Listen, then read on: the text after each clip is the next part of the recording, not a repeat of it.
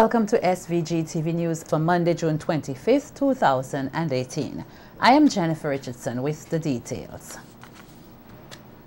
Outfitted with a brand new 33-foot Defender class vessel, thanks to the U.S. Embassy, the St. Vincent and the Grenadines Coast Guard is now better equipped to carry out its duties. The vessel, which is valued at over $700,000, was handed over today at the Caliacor base and is part of the Caribbean Basin Security Initiative, the CBSI, and the U.S. security program established in 2009 by U.S. President Barack Obama. The craft is the third vessel along with spare parts donated by the U.S. government.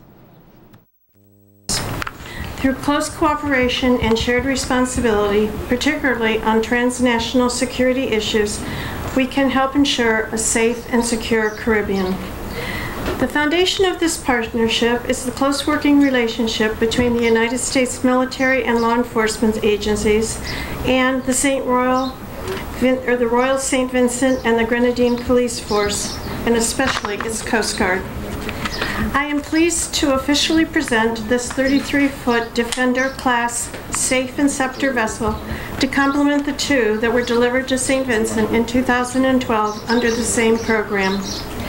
These vessels serve as an important role in helping your nation secure its maritime borders and contribute to the overall regional security. Commissioner of Police Colin John said in association with the Coast Guard, the police is ensuring that they combat crime in a multifaceted way. Our 32 islands and cays, although they are an opportunity for us, they can also be a threat. The opportunity that they present, that we have very nice and very scenic and pleasurable beaches that the visitors can come and enjoy. However, it can be a threat where persons with less than noble intents can try to utilize the various cays of St. Vincent and the Grenadines, and they have done that from our research and our intelligence in the past, and no doubt would do it in the future.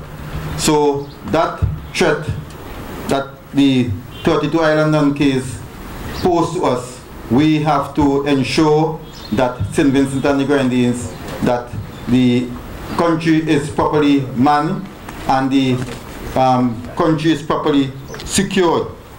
Minister of National Security, Prime Minister Dr. Rav Gonsalves, has sounded a warning to criminals at sea. The Prime Minister, who was speaking at today's handing over ceremony at the Coast Guard base, cautioned criminals not to try and outrun the Coast Guard, as they are better equipped to chase and capture criminals at sea. Don't try and outrun this, because this will outrun you. Because I'm told that they will take you in the 30s miles per hour, but this one will take you in excess of 40 something. Huh? 60 about. This will take you as far as 60. Yes, that's in our secret. No, but I want them to know. I want them to know. 60 plus, sir. I want them to know. I want them to know that don't mess with us. That's what I want them to know that.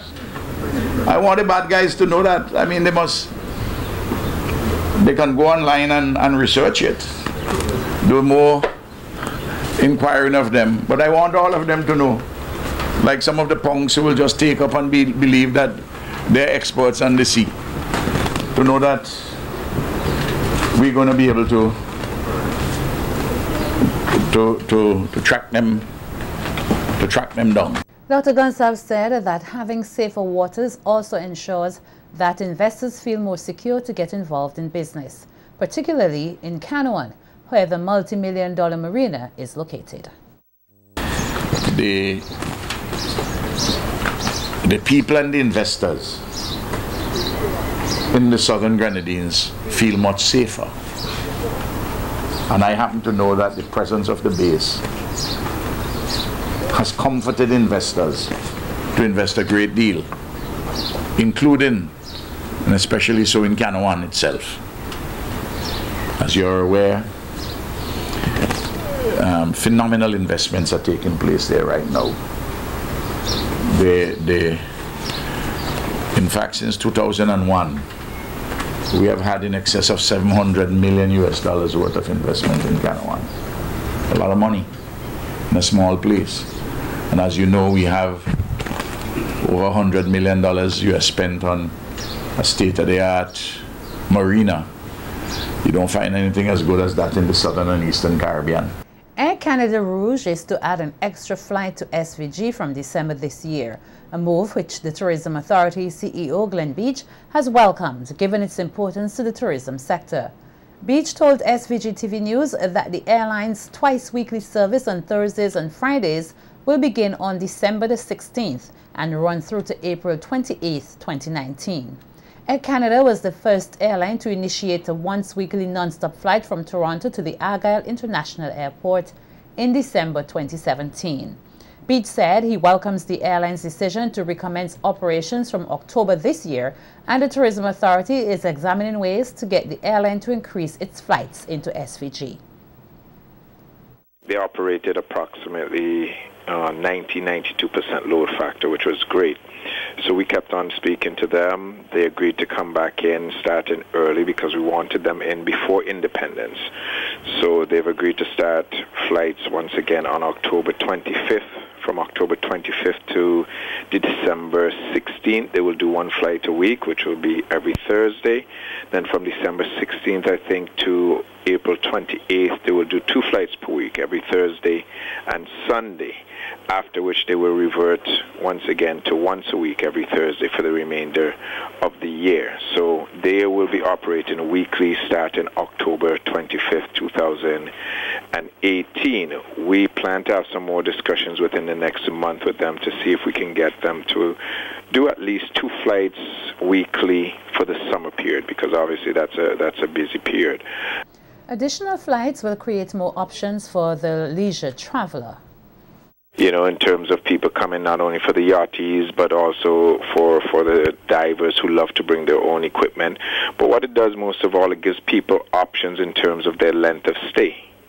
So you might not want to just stay for a week, but you might not want to stay for 2 weeks. So anywhere like a week and a half, 8, 9, 10 days, 10 days. So that gives people the option now to stay for 10 days instead of just staying for a week. So we continue to work on our standards to make sure that the leisure traveler, when they're staying in the hotels, they have a great stay, and work on service development and customer service, and just making sure the whole package that is St. Vincent and the Grenadines is something that we can all be proud of, and not only our diaspora and leisure travelers enjoy, but also Vincentians who live on the ground, they enjoy it also. Director of Forestry Fitzgerald Providence has pointed to the importance of the natural environment to future generations and the need for all to play a role in ensuring that the environment remains healthy. Providence made this statement at a closing ceremony celebrating the participation of the Sugar Mill Academy in the Reef Guardian pilot project, designed to educate and motivate the youth on issues of environmental protection. The pilot project began in 2017 with students from the Sugar Mill Academy and the Caliqua Anglican School participating in lectures, projects, and outdoor activities designed to foster a love and appreciation for the natural environment. Providence said the Forestry Department is pleased to be a part of this effort. So we want to maintain, when you all are big and like me, that you can say, well, I help to keep St. Vincent and the Grenadines a green and a beautiful country with beautiful reefs around on our shorelines. So it's important that we all play a role in the maintenance of our environment, and I'm happy that the Forestry Services were able to be a part of this program in collaboration with all the other players that Mr. Wilson spoke about, and especially our sponsorship from the Australian government, and also the individual role that all you students played in this program was very important in terms of it, because you're protecting your life and your livelihoods. So again, from the Forestry Services, we express our thanks and gratitude to be a part of this program.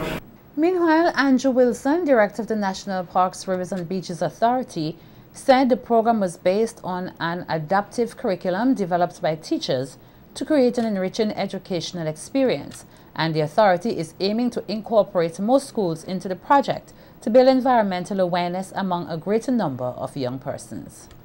We have been working to seek additional resources along this line. Finally, I wish to recognize and thank sincerely the Australian government through the Direct Aid program, whose grant funding made the program possible. We also like to specifically recognize and thank all the participating agency staff and the program environmental educator who supported the planning and implementation of the pilot program and really made it possible. Again, best wishes, and we hope that we will see over time the long-term beneficial impacts of this program as you continue your journey in life as responsible students and adults with the passion, the positive action, and care for your environment, including our marine environment. So again, thank you, and you are now a proud Reef Guardian school. Thanks. And the environmental educator for the Reef Guardian project, Alanson Cruikshank, said that there has been excellent feedback from students and he considers the project as a stepping stone in the right direction. They were very expressive about some of the things that they learn and what they intend to do in the future regarding being a reef guardian and protecting the marine species and the marine environment as a whole. And it is our hope, and my hope personally, that programs like these spread very widely in the country, that they become ubiquitous, where students will see the importance of protecting the environment and really cause that paradigm shift in our country where persons are more careful as to how they dispose firstly of their litter and their refuse. We know that that's a big problem here in St. Vincent and the Grenadines. And we need to keep our country clean, our environment safe, and it will be healthier for all of us. Students of the Sugar Mill Academy who participated in the Reef Guardian pilot project gave their impressions of the project and shared what they intend to do to protect the environment. Many ways we could help the beach, and I'm definitely going to put them to use by doing beach cleans with friends. I've learned the great dangers, that they are going through, and I will definitely be helping to keep them clean and alive. I learned a lot about the landfish and other invasive species and lots of other things. Alright, and you were happy you were able to do something to help them? Yes, very. It was a success, and I thank the Fisheries Division, the Forestry Division for teaching us many things we didn't know. And thank you for also telling us many facts, and may God bless you and may you prosper in different schools. Advisor of Special Projects in the Prime Minister's Office, Dr. Gerald Thompson, said that new research continues to prove that the cannabis plant has many curative properties. Dr. Thompson, who was speaking at a forum on cannabis for medicinal purposes last Thursday at the Methodist Church Hall, said before the year 2000 there were conventions and research done which attest to the dreadful consequences of marijuana instead of to the overall benefits. He said this led to the discovery of endocannabinoids, which make up the human body. Prior to 2000, research was strictly dedicated to the support of these three conventions to show that cannabis was unsafe or bad. Unfortunately, most studies did not show cannabis was unsafe, rather as a confusion, because it showed that there were many potential benefits. And people couldn't understand this. Why is it supposed to show that things are bad? We knew that in 1964, THC, that's the active substance in marijuana, that's psychoactive, and so we were able to show the makeup of that. But in 1992, when this system was discovered, actually in Israel by some various researchers, we found that there were these receptors in our bodies, two types. Some that's in the brain and in the nervous system, and another set of receptors, the very important receptors, that was more in our immune system and in the periphery, our skin and so forth. The medical doctor said while there are psychotic or active modules in the cannabis plant, there are no procedures which can extract the active ingredients in the marijuana plant. However, CBD, CBG, CBC is not, they're not psychoactive. And this is really important because in the whole development of medical cannabis today, the controversy is that some people want to have the psychoactivity, but there's some persons who do not. And part of why I think this process is now becoming a little more acceptable is because they've been able to extract these other substances like CBD and CBG and so forth. And one of the fascinating things about it is their impact on pain, especially chronic pain. Other effects are in terms of Alzheimer's. CBN has a particular effect in terms of asthma and appetite, being an appetite stimulant. CBG in terms of psoriasis. An official at the Milton Cater Memorial Hospital is encouraging more people to feel free to make donations to any of the health facilities in SVG. This as MRI6, a group of public-spirited Vincentians, handed over supplies worth $20,000 AC to health officials today. The locally based MRI6 was formed after the natural disaster in 2013 and has contributed regularly to the nation's healthcare services. Deputy Hospital Administrator Andrew Williams said MRI6 has been proactive in finding out the needs of various facilities and providing assistance, and he encouraged others to follow the example they set.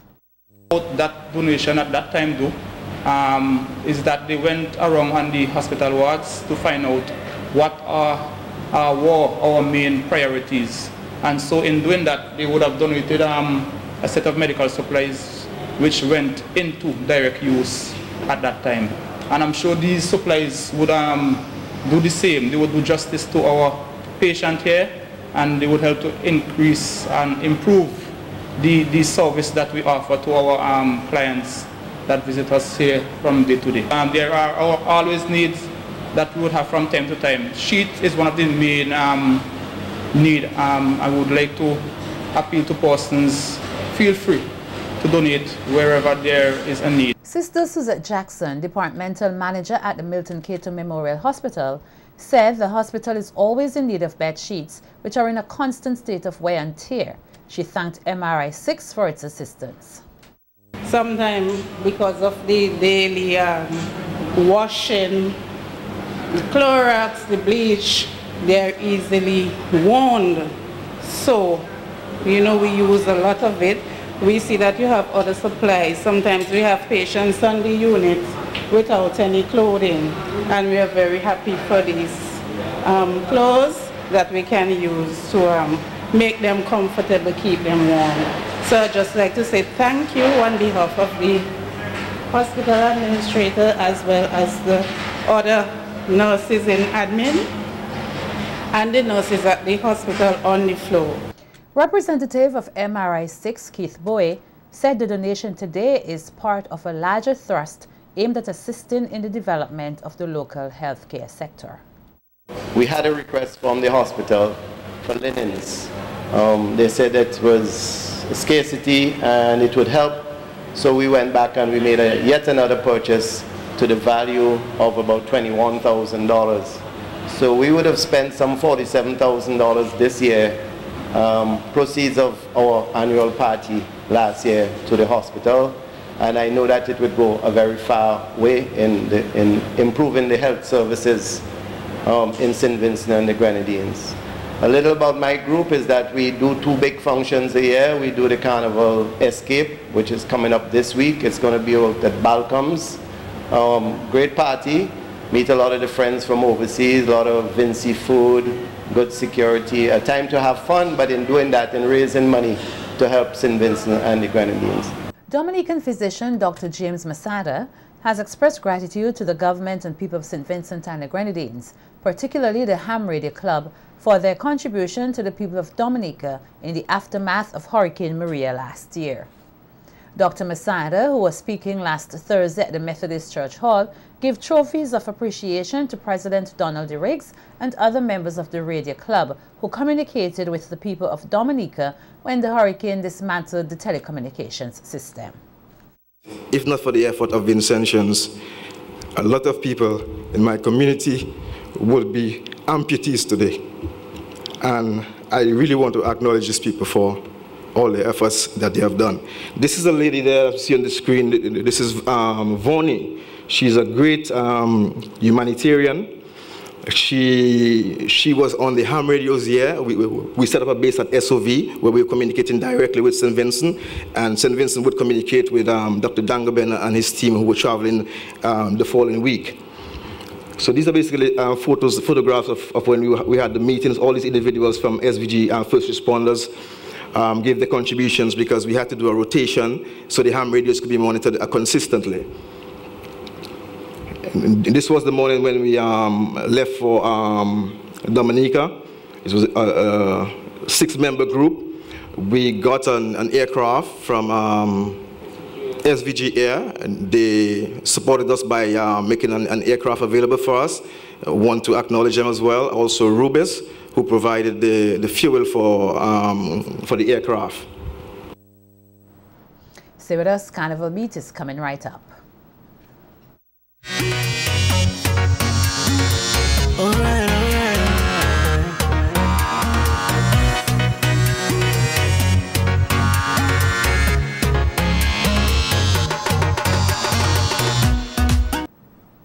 Welcome to Carnival Beat. Undoubtedly the biggest and most anticipated event on the Vincimas calendar, the Soca Monarch competition, is set to be an extraordinary showcase of this nation's top and upcoming soca artists. But before these artists can make it to the big stage, they first had to earn their boarding pass at the annual Soca semi-finals, which were held last Saturday, June 23rd at the decommissioned E.T. Joshua Tarmac. The selected artists will now go on to challenge the reigning Raga Soca and Soca Monarch Hans John and Delroy Fireman Hooper. In this report, Nikita Tony tells us which artists had their passes accepted. 50 performances from some 40 artists rendered to dozens of enthusiastic soca lovers on a wet E.T. Joshua Tarmac. That was the atmosphere at boarding pass the Soca Monarch semi-finals last Saturday, June 23rd. The Cool Effect style event, which is in its second year, is seen as a warm-up to the Grand Soca Monarch finals set for Saturday, July 7th at Carnival City, Victoria Park. Following Saturday's energetic semis, the CDC published a list of artists who gained the judges' nod for this year's finals. My eyes are turning, the vibes pumping, I'm feeling dread. 4 o'clock in the early morning, my name's calling. Reigning Raga Soca Monarch Hans John will have to successfully fend off 11 other artists to defend his title. The challengers are Ozari Matthews, Kamara Kido Foster, Shane Hyper 4000 Husbands, Samantha Sunshine and Nadine Nadiva Bryant, Nikisha Nikki Pear, Jamali El Punk Stapleton, Chanel Scorpion Williams, Sheena Collis, Fimba Jardine, Chawali Johnson and Delroy Fireman Hooper.